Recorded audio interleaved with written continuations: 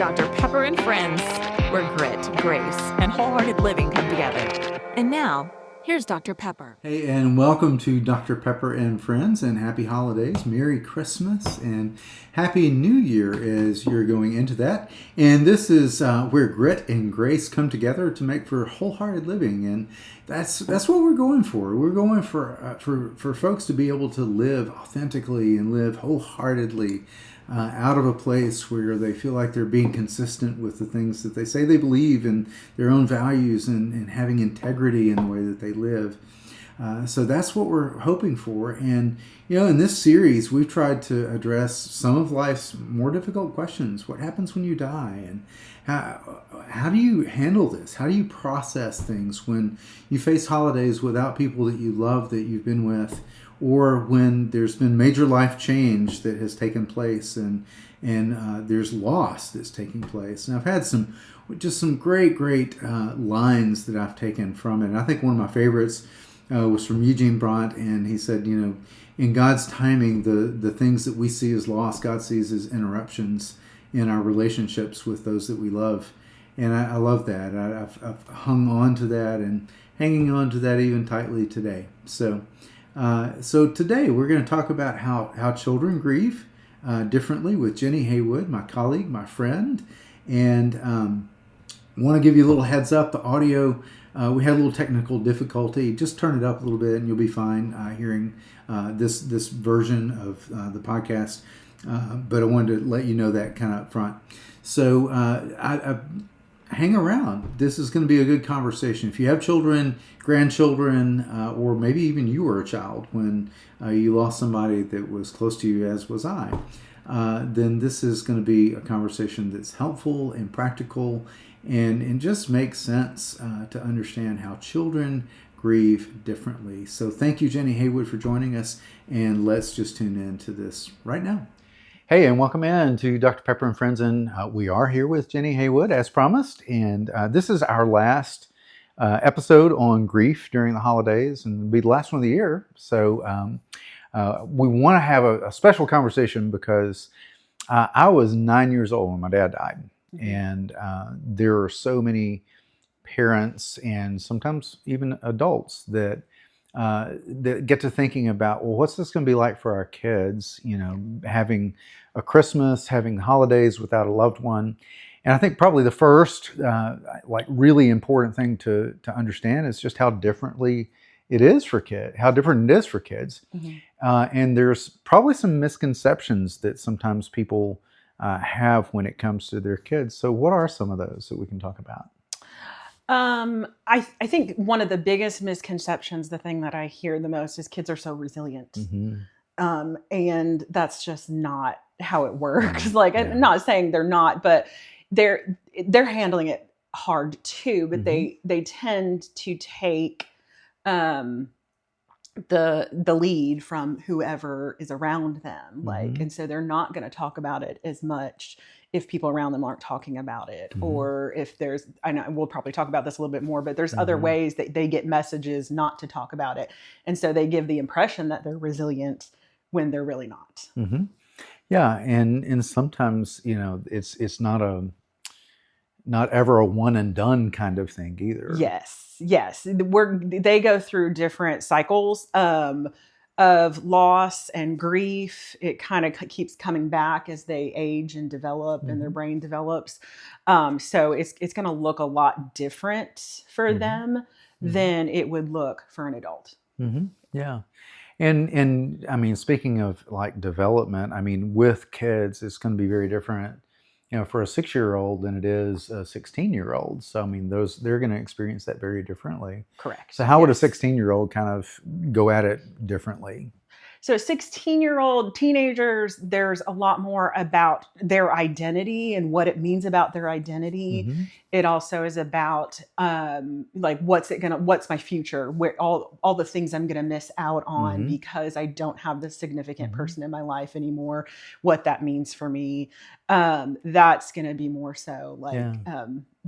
Well, they can think so much more abstractly. Right. Yes, exactly. So they can look to the future and think about what's what it's going to be like. Yeah.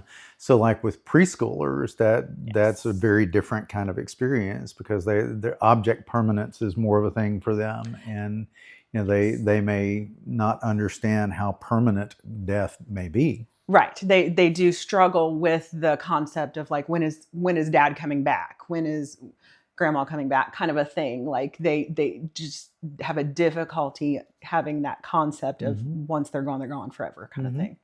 So what would you look for to maybe know that your child is not doing so well with grief? What kinds of symptoms or behavior changes, that kind of thing?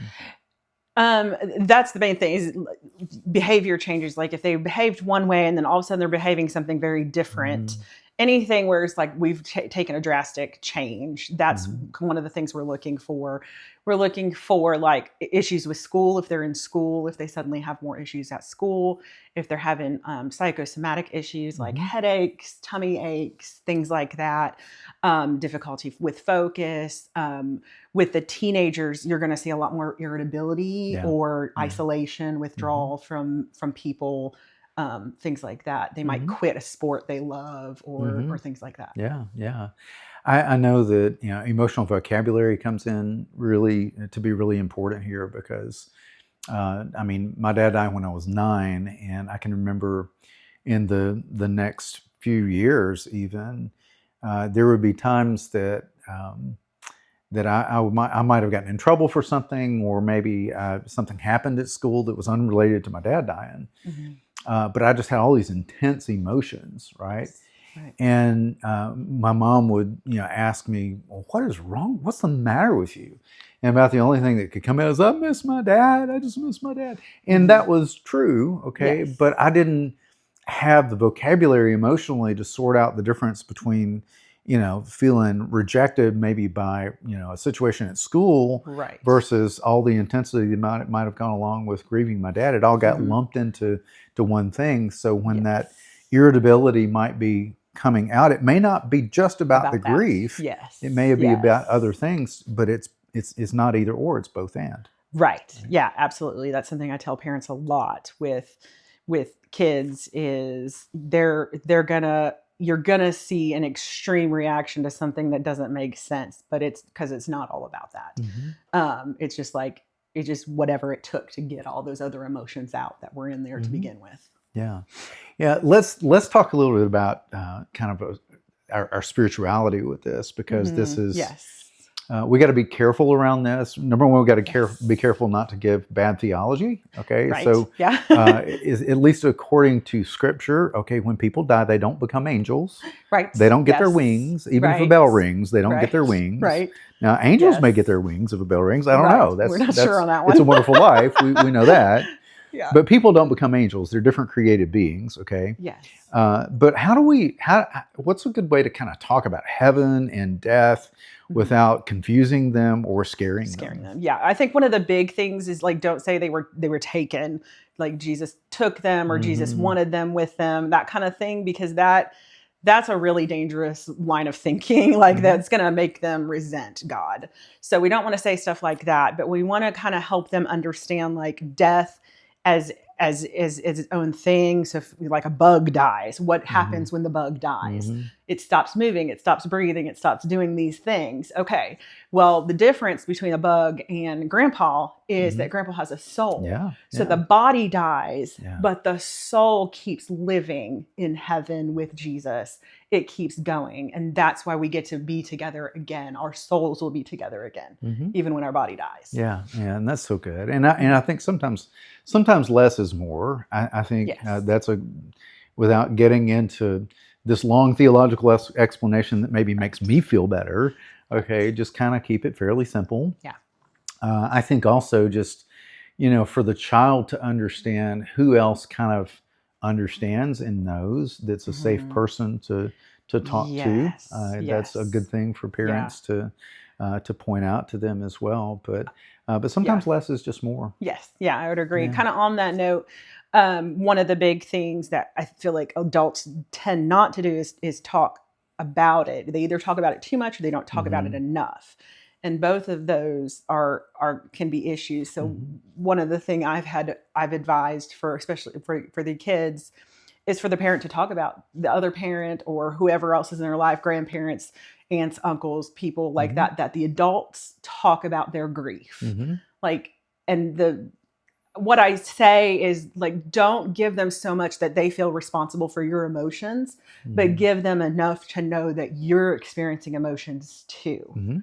They need to know that. They need to hear that. They need to know that that's normal, and they're not the only ones feeling that way. Yeah, I think with both emotions and even spiritual explanations of things, if in your family, I mean, those things are never discussed, then it's going to be a little tougher road to hoe when you start talking about it, with a child when the crisis is present.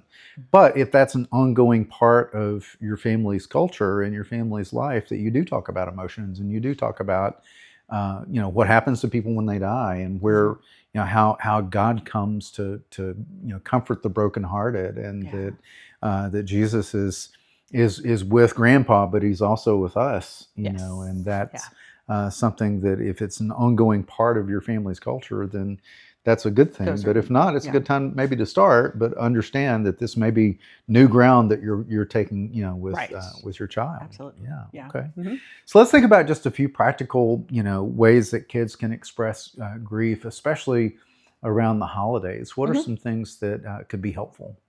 Okay. Writing letters or talking to them in some way, I think is, for the really young ones especially, is really helpful. Sending them drawings. I had a little girl that wrote a letter and a drawing and put it in a balloon and let it go, and that was just very therapeutic for her. And it's something she did several times. So stuff like that, just something that is like a way to express what's going on inside of them. And then having some kind of ritual or something that you do to commemorate the person, especially at the holidays, I think is really important. Like if you have a special ornament or light a candle or something like or that. hanging a stocking and writing notes and putting in the stocking. I've heard of families that have done that. I love It's that. kinda cool. Yeah, exactly. Yeah, even something as simple, because especially like around a family meal, to everybody's thinking about that person, okay, and it's usually good to, I mentioned this maybe in one of the other episodes of, when you don't know what to do, have a ceremony, and to just light it, even if it's as simple as lighting a candle and just say, hey, we're gonna do this in memory of our loved one, and for our meal today. We all know that they're not here and can't be with us, but this is just something we want to do to remember them. So that's a good way of doing that. Yeah. Okay. So I think you've already kind of mentioned this, but I think for parents just to model vulnerability for them to, it's okay for kids to, see you cry and not send the message otherwise, to do that. Yeah. Like I said, like, it's okay to cry in front of them. It's not okay to make them feel like they have to make you feel better. It's okay to say, I'm really sad today. I really miss so-and-so today. But it's you just don't want it to be a like, oh, you're handling this so well. You're so strong. You're so resilient kind of things. That's not what we don't want to minimize their grief, or, like I said at the very beginning, like, don't consider their lack of discussion about it a resilience factor. Like that again comes back to what we talked about before, is if we're having regular conversations where the adults are sharing that they're struggling, you're going to find out that the kids have a lot of the same things going on, just in different ways. Yeah. Last thing, and I think this one was just super important, and that's, and I mentioned this a little bit earlier, just not being a one and done kind of thing, but how important it is for adults to revisit grief with their children over time, over years. That is one of my biggest things that I advise. When they come in very young, I tell the parents, expect to bring them back at each developmental phase. Because it's like the whole thing starts all over again at each developmental phase, and they have to go through it in a different way. So don't be surprised if they're going to need to come in at those different places. Yeah, it's kind of like, when you when you see a child, say it's not your child, but somebody else's child that maybe you haven't seen in years, and last time you saw them, they were 6, and now they're 16 or they're 26. I mean, you're like, you don't even recognize them, okay? But they recognize you because you really haven't changed that much, okay? Same thing with grief in our minds as adults. I mean, when we process through things, there's something that kind of sticks, when we're adults, and it's still stuck, 20 years later. Yes. But for a child, as much as they change physically, their brains and their emotions also change. From 6 to 16 to 26. So being able to have a way of being able to talk about that at different ages is something that just is essential in being able to help kids. Absolutely. All right. Absolutely. Well, Jennie Haywood, thank you so much, and You're Merry welcome. Christmas to you and Merry to your Christmas. family, and to you. all of you. And we will see you on the other side of the new year. So thanks a lot for tuning in. And if you haven't subscribed, please do so that we'll know that you're out there somewhere. All right. Thanks. Thank you again so much, Jennie Haywood, for enlightening us just about how children grieve differently, and how they can be in and out with things, and it's just gold. So thank you so much.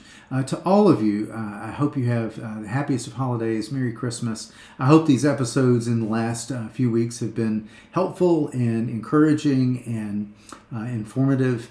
So look forward to more on in the new year.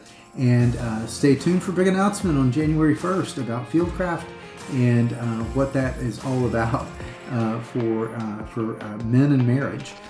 So I look forward to seeing you then. And thank you again for tuning in.